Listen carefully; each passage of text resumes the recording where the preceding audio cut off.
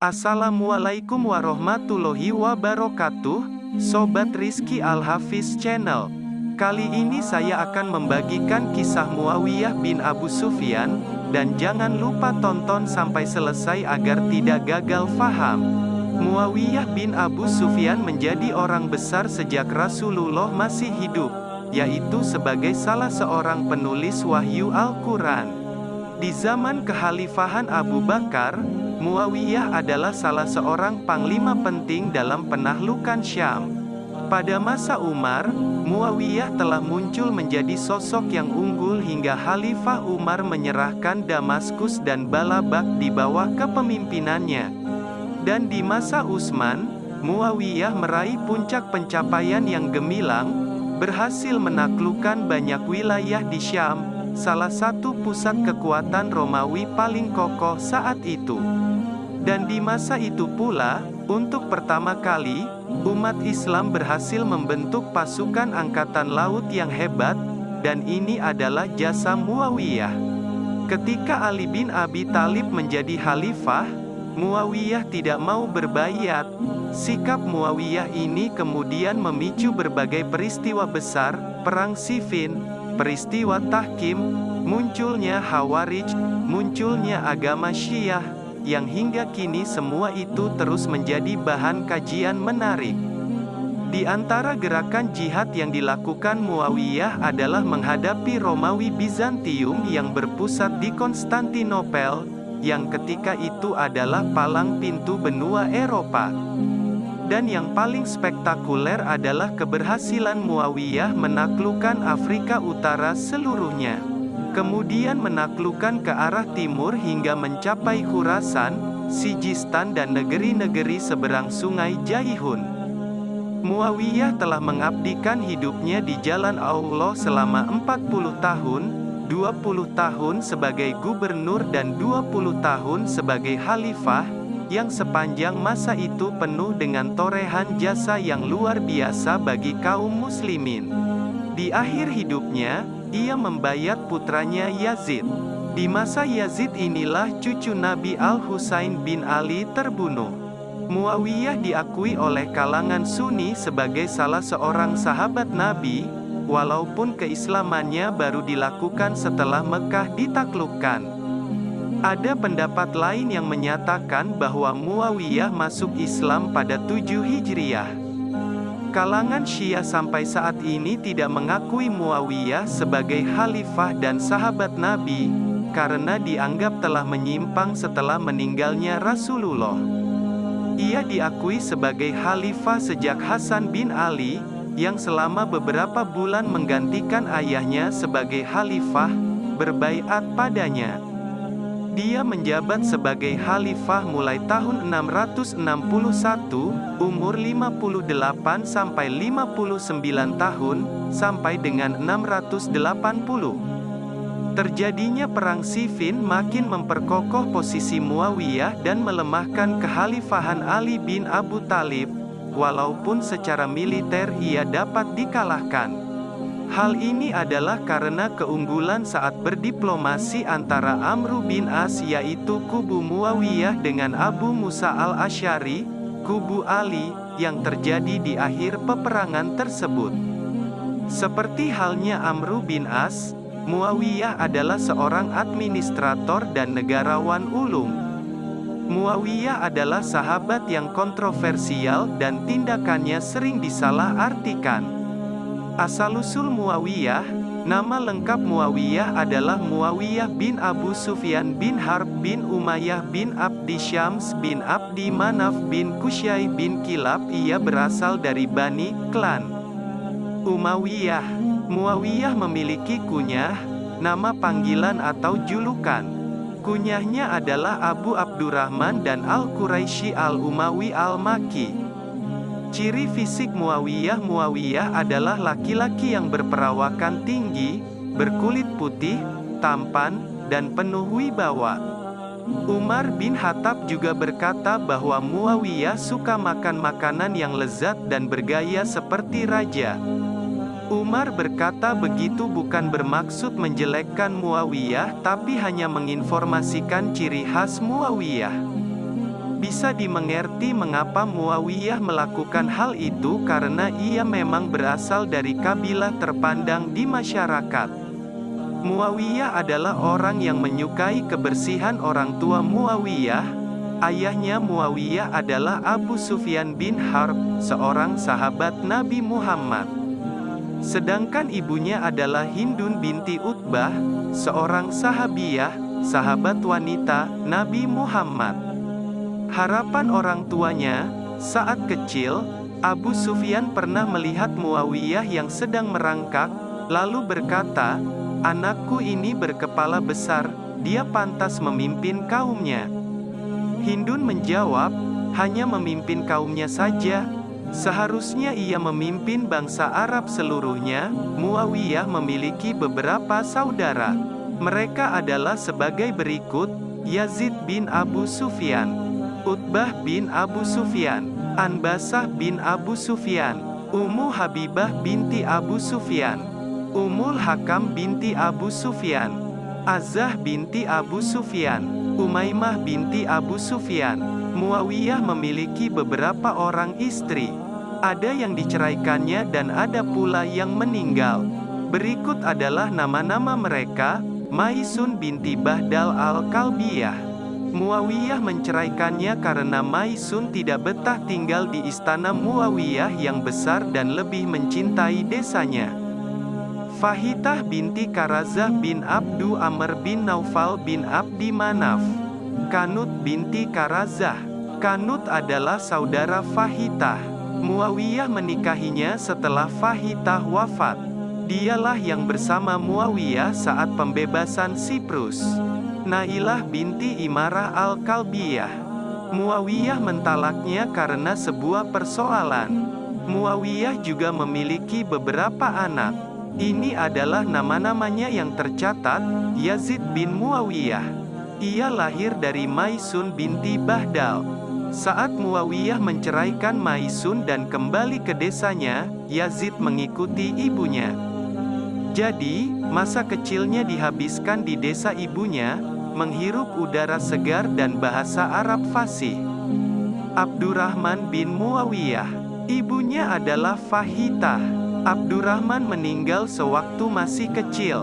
Abdullah bin Muawiyah. Abdullah adalah anak dari Fahitah, ia anak yang terbelakang mental dan sangat lemah. Ramlah binti Muawiyah. Setelah dewasa, Ramlah dinikahi oleh Amr bin Utsman bin Affan Hindun binti Muawiyah. Hindun ini kemudian dinikahi oleh Abdullah bin Amir Aisyah binti Muawiyah, Atikah binti Muawiyah, Safiyah binti Muawiyah. Pendapat yang terkenal mengatakan bahwa Muawiyah masuk Islam pada masa penaklukan Makkah. Namun, Muawiyah sendiri mengatakan bahwa, "Aku masuk Islam dalam peristiwa Umrah Qada tahun 7 Hijriah, tetapi aku menyembunyikannya dari bapakku." Hal itu dapat dimengerti karena situasi saat itu masih mencekam.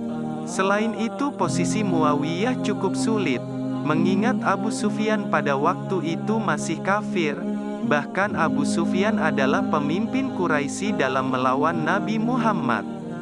Muawiyah juga ikut perang Hunain dan Nabi Muhammad memberinya 100 unta dan 40 uqiyah emas dari harta rampasan perang Hunain. Hadis Nabi tentang Muawiyah, "Ya Allah, jadikanlah dia sebagai orang yang bisa memberikan petunjuk dan seorang yang diberi petunjuk dan berikanlah hidayah kepada manusia melaluinya." Hadis di atas adalah hadis sahih yang diriwayatkan oleh banyak ahli hadis dan membicarakan tentang kebaikan Muawiyah. Muawiyah di zaman Abu Bakar As-Siddiq. Zaman Abu Bakar adalah zaman kritis di mana benih kemurtadan mulai merebak. Abu Bakar bertindak tegas dengan memerangi mereka. Muawiyah ikut salah satu pertempuran itu, yakni Perang Yamamah, perang melawan Musailamah si nabi palsu. Setelah pemberontakan internal selesai, kaum muslimin mengalihkan pandangan mereka keluar, yakni pembebasan negeri di sekitar mereka dari pemimpin zalim. Abu Bakar mengirim pasukan ke banyak tempat, salah satunya adalah Syam. Dalam kontingen pasukan Syam, ada salah satu pasukan yang dikomandani oleh Muawiyah. Muawiyah di zaman Umar bin Khattab membuka Kaisariyah. Kaisariyah adalah kota dekat Tel Aviv. Pada zaman Umar, Muawiyah ditugaskan untuk membebaskan kota ini. Namun, ternyata Kaisariyah memiliki benteng pertahanan dan pasukan yang sangat kuat. Setelah Kaisariyah dikepung dalam waktu cukup lama, Muawiyah pun berhasil menerobos kota tersebut. Dikatakan prajurit Kaisariyah yang tewas mencapai 100.000 orang membuka pesisir Syam, mendengar keberhasilan saudaranya, Yazid bin Abu Sufyan yang juga seorang gubernur Damaskus, meminta Muawiyah untuk ikut membebaskan pesisir Syam. Setelah bertarung melawan orang-orang Romawi, Muawiyah dan prajuritnya berhasil menang. Menjadi gubernur Yordania, setelah Muawiyah membuktikan kekuatannya atas dua peristiwa sebelumnya, Umar mengangkatnya sebagai gubernur Yordania pada 17 Hijriah. Menjadi penguasa Damaskus, Balabak, dan Balka, saudara Muawiyah, Yazid bin Abu Sufyan, meninggal karena wabah tahun pada 18 Hijriah.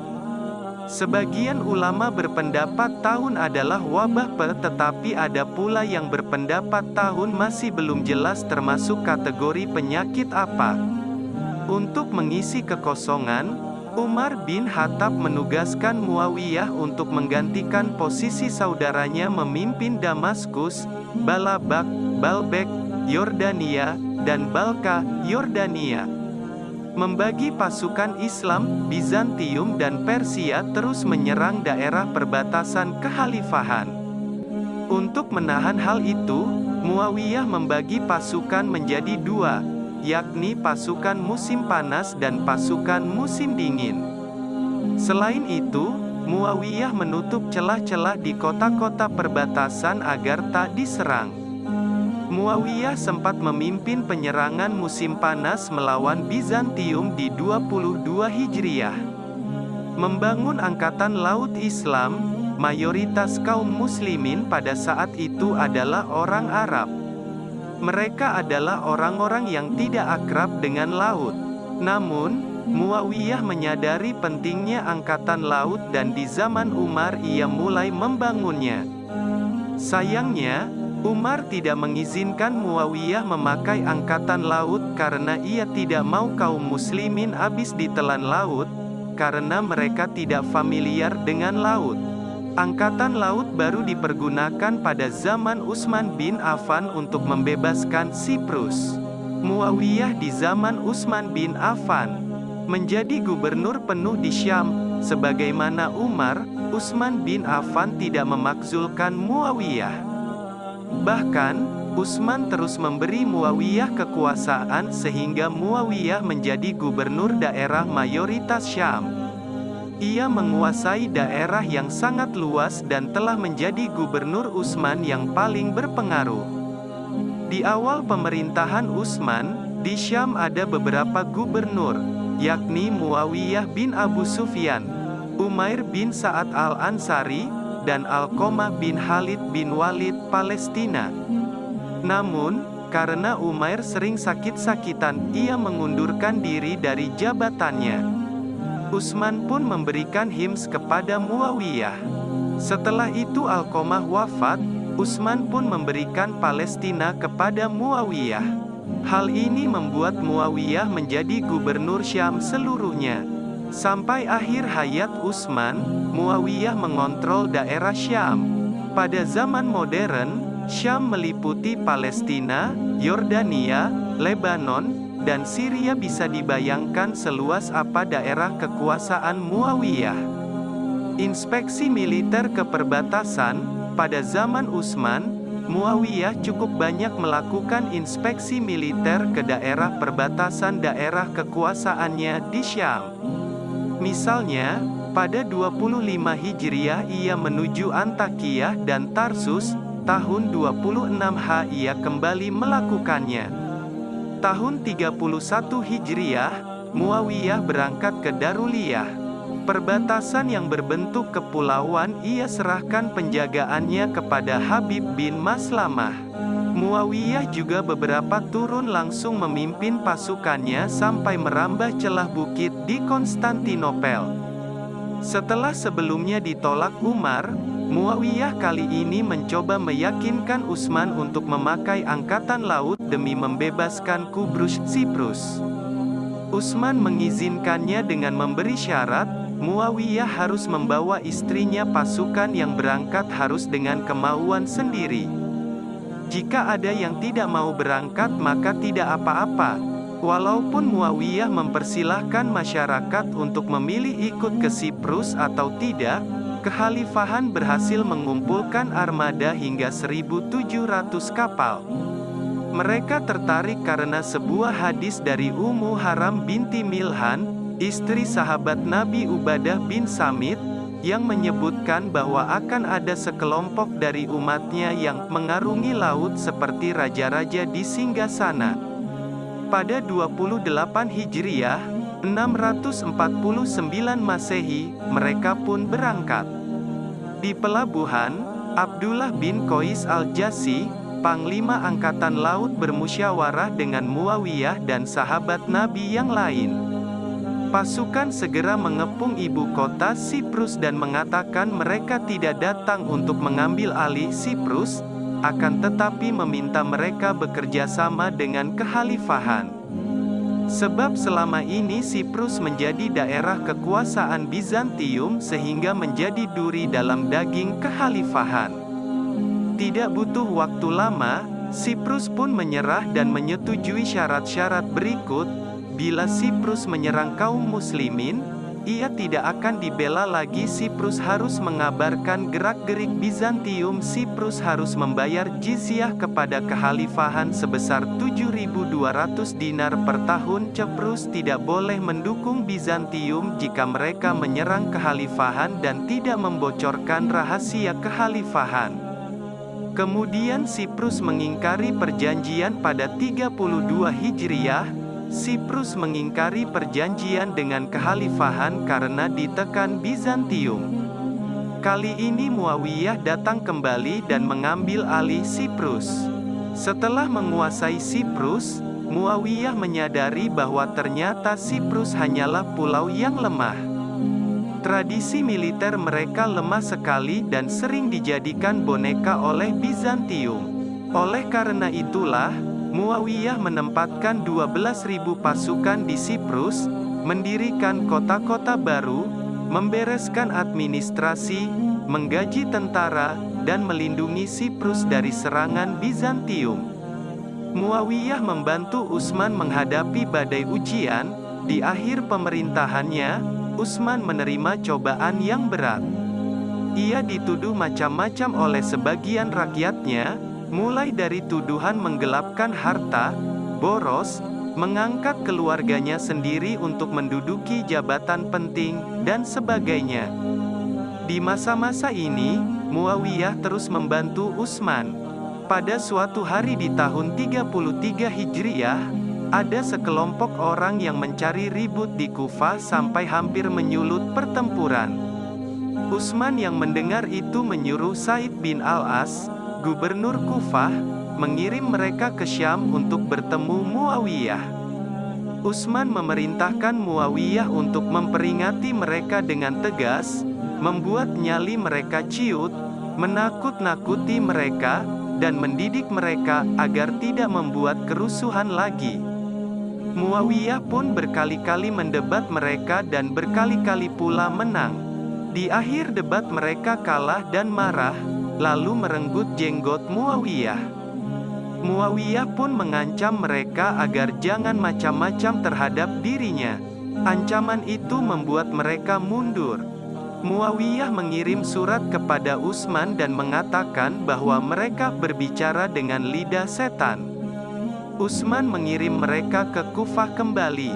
Namun, karena mereka macam-macam kembali, Utsman kemudian mengirim mereka ke Abdurrahman bin Khalid bin Al-Walid, gubernur Hims.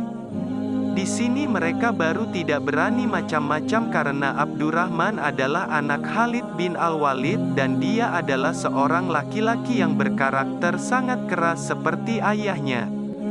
Kerusuhan yang makin parah menyebabkan Utsman mengundang para gubernur dan sahabat Nabi untuk berunding tentang apa yang harus dilakukannya terhadap para pemberontak ini. Di forum ini, Muawiyah mengusulkan untuk segera mengirim pasukan ke mereka dan dia sendiri akan mengatasi pemberontakan di Syam. Namun, Utsman lebih tertarik dengan perdamaian dan tidak menerima usul Muawiyah. Sebelum pulang kembali ke Syam, Muawiyah memperingatkan Utsman bahwa ia kemungkinan akan segera dibunuh oleh pemberontak dan Muawiyah menawarkan pasukan Syam untuk melindungi Utsman. Utsman mengatakan ia sudah tahu hal itu, tetapi ia menolak perlindungan dari Muawiyah karena ia tidak mau merepotkan orang-orang Madinah atas kedatangan pasukan Syam. Para perusuh yang mencapai 500 orang sudah mencapai rumah Utsman. Para sahabat Nabi mengirimkan anak-anak mereka untuk melindungi Utsman tetapi mereka kalah jumlah. Utsman dibunuh dan para sahabat yang melindunginya terluka. Dan tidak ada satu orang sahabat Nabi Muhammad yang terlibat dan menyetujui pembunuhan itu. Ummu Habibah binti Abu Sufyan mengirimkan baju Utsman yang berlumuran darah ke tangan Muawiyah. Saat mendengar berita pembunuhan itu, Muawiyah berpidato di depan penduduk Syam, bersumpah akan menuntut balas kematiannya. Penduduk Syam sendiri bersumpah akan membantu Muawiyah dengan mengorbankan nyawa mereka. Inti konflik Ali Muawiyah, setelah Utsman terbunuh, para sahabat sepakat untuk menghukum Qisyas pelaku pembunuhan Utsman. Namun, mereka terbagi 3 kelompok tentang hal ini. Pertama, mereka harus diqisyas secepatnya sebelum bayat kepada Ali. Inilah pendapat Muawiyah dan pendukungnya. Muawiyah berpendapat jika qisyas ditunda, pembunuhnya akan berbaur di kehidupan sehari-hari kaum muslimin dan mereka akan sulit dilacak. Lagi pula, Muawiyah adalah wali Utsman dan di antara saudara-saudara Utsman yang lain, Muawiyahlah yang kekuatannya paling besar. Kedua, mereka harus diqisyas tetapi setelah Ali bisa mengendalikan keadaan sehingga tenteram kembali. Jika qisyas dilaksanakan sekarang juga, maka akan berakibat keadaan makin kacau. Para perusuh akan melipat gandakan tekanannya kepada kekhalifahan. Ini adalah pendapat Ali dan pendukungnya. Mayoritas sahabat Nabi menjadi pendukung Ali. Ketiga, uzlah, mengasingkan diri. Ada sahabat-sahabat Nabi yang tidak mau terlibat dalam permasalahan ini dan mereka pun pindah dari pusat konflik. Mereka tidak mau berperang dengan saudara sesama mukmin.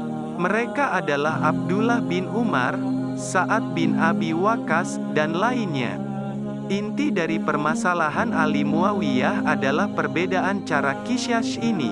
Muawiyah sendiri tidak mengklaim bahwa dirinya khalifah umat Islam dan tidak berniat merebut kekhalifahan.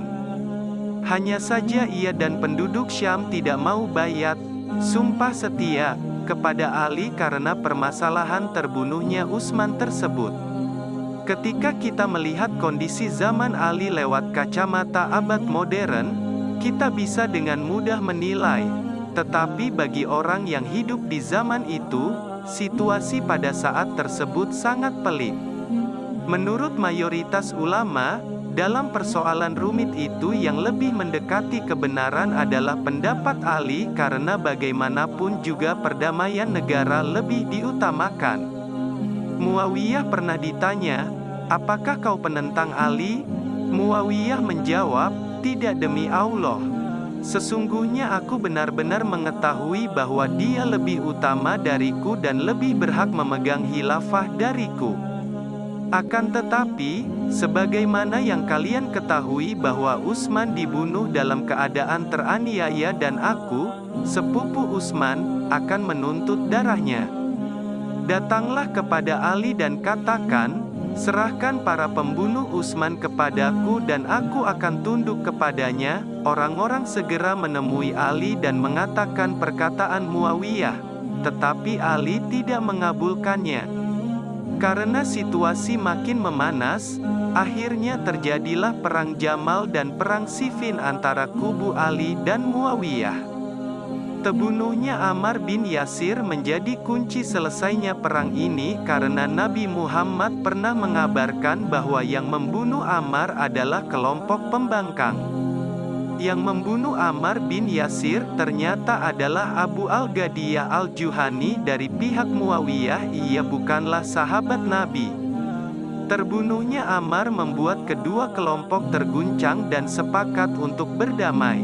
Mereka juga mengkhawatirkan perbatasan yang sedang lemah dan kapan saja bisa diserang oleh Persia dan Bizantium. Perjanjian damai ini dibuat berdasarkan Al-Quran dan Sunnah dengan kedua hakimnya adalah Amr bin As dan Abu Musa al-Asy'ari. Tidak seperti kabar yang terkenal, Amr bin As tidak memakzulkan Ali. Saat kabar tentang Ali yang terbunuh sampai kepada Muawiyah, ia menangis. Istrinya berkata, "Kamu menangisi orang yang memerangimu?" Muawiyah menjawab, "Diam sajalah kamu. Kamu tidak mengetahui berapa banyak manusia kehilangan keutamaan, fikih, dan ilmu karena kematian beliau." Utbah berkata juga, "Jangan sampai orang-orang Syam mendengar hal itu darimu." Muawiyah menghardik, "Kamu juga diam saja." Sikap kita terhadap konflik Ali Muawiyah menurut mayoritas ulama, sikap kaum muslimin dalam menyikapi konflik Ali Muawiyah adalah meyakini bahwa mereka semua sedang berijtihad merespon situasi yang sangat pelik pada masa itu. Di antara mereka ada yang benar dan mendapat 2 pahala, tetapi di antara mereka ada yang salah dan mendapat 1 pahala. Kita tidak boleh membicarakan sahabat Nabi dengan perasaan benci. Hanya Allah yang Maha Tahu atas segalanya. Demikian yang bisa kami bagikan dan jangan lupa dukung terus channel ini dengan cara subscribe, like dan share. Wassalamualaikum warahmatullahi wabarakatuh.